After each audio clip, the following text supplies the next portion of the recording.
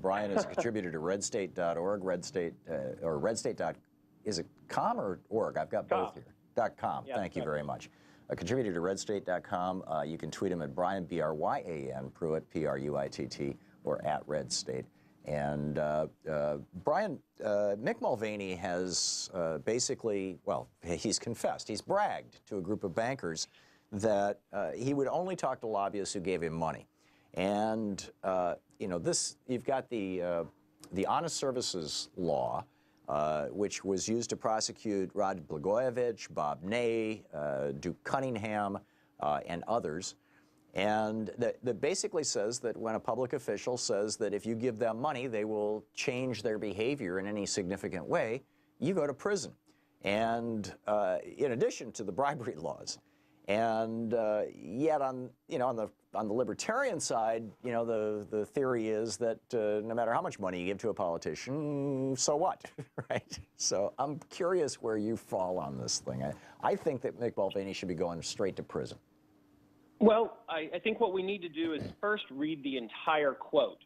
You know, what the mainstream media has done is take that one sentence completely out of context. What he basically said was that you know, he would meet with lobbyists that gave campaign contributions, and the way I sort of, the analogy I use is basically the equivalent of taking a picture. You know, you go to these fundraisers, you get your grip and grin picture taken. That's basically what these meetings are. If you read the entire context of the comment, he basically said he didn't meet with lobbyists at all, and he would meet with lobbyists who, you know, sort of perfunctory, who made campaign contributions. I didn't see the word perfunctory anywhere in his remarks, Brian. I've got the whole thing here. I mean, what? But if you read the context, what Denny said after that was that if any constituent came to his office and sat, he would meet with them. He was talking about citizen advocacy. Right, that's a whole completely different thing. He's, you know, of course, he was the congressman from what, South Carolina, as I recall?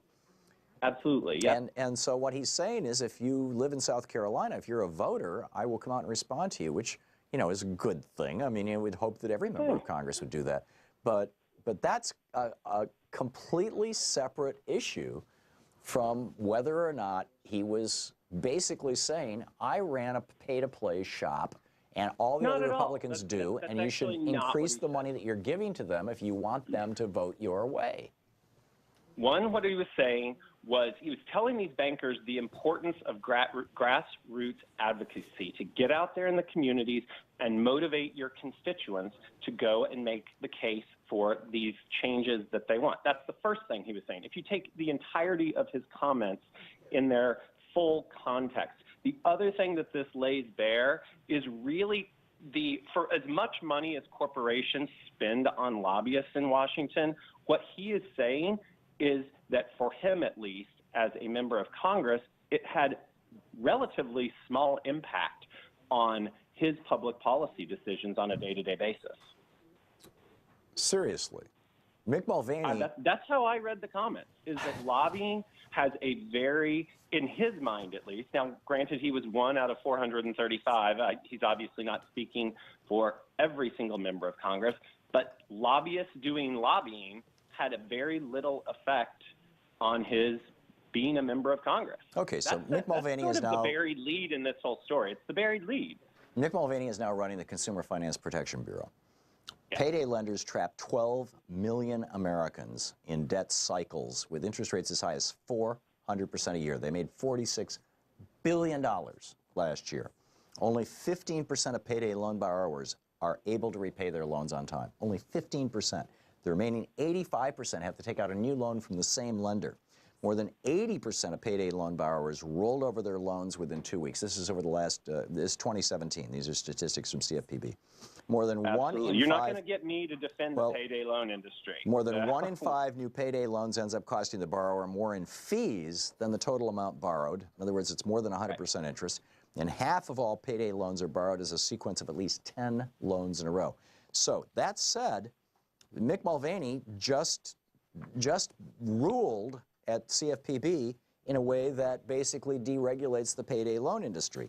And he was joined in this by Richard Shelby, who takes money from the payday loan industry, Republican Senator Mike Crapo, who takes money from the payday loan industry, Republican Senator Pat Toomey, who takes money from the payday loan industry, Republican Senator Tim Scott, who takes money from the payday loan industry, Representative Alcee Hastings, the Democrat of Florida, who takes money from the payday loan industry, Representative Jeb Henseling of Texas, Republican, who takes money from the payday, Will Hearn, Blank Ludemeyer, Patrick McHenry, Gregory Meeks, who is also a Democrat. All the rest of these are Republicans.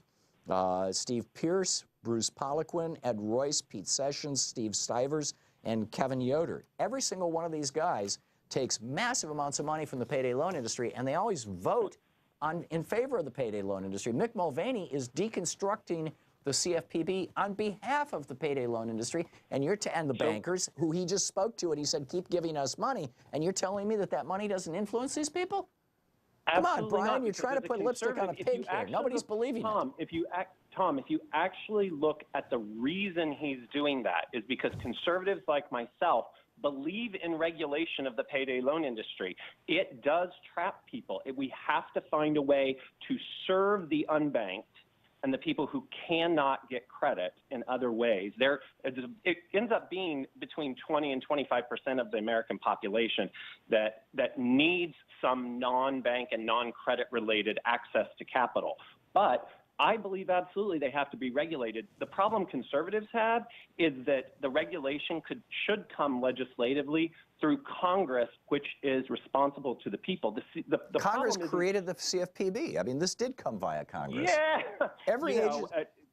Come on, Brian. Congress can't write regulations. Congress' dream was the CFPB. No, that's a totally. Republican problem is with the CFPB. Brian, this is a phony baloney argument. To say that Congress should be writing regulations is crazy. Congress, if Congress had to write the regulations for the CFPB, they wouldn't be able to do anything else. They would be spending all day long. I mean, you've got hundreds of experts over at the CFPB, people who have years and years in the banking industry who understand how it works, who are writing these rules that are overseen by Congress. If Congress doesn't like it, they can individually strike down any of the rules. But you know, I just don't get how you're defending. I mean, I'd love to have a conversation with you about alternatives. You know, let's all join in Bernie Sanders, you know, the postal banking, for example. That would solve the problem.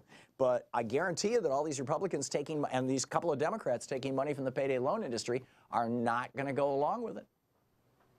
I think the answer is to regulate it. It's already been regulated. The conservative these guys are deregulating is with the CFPB and its unaccountable structure. That's the problem.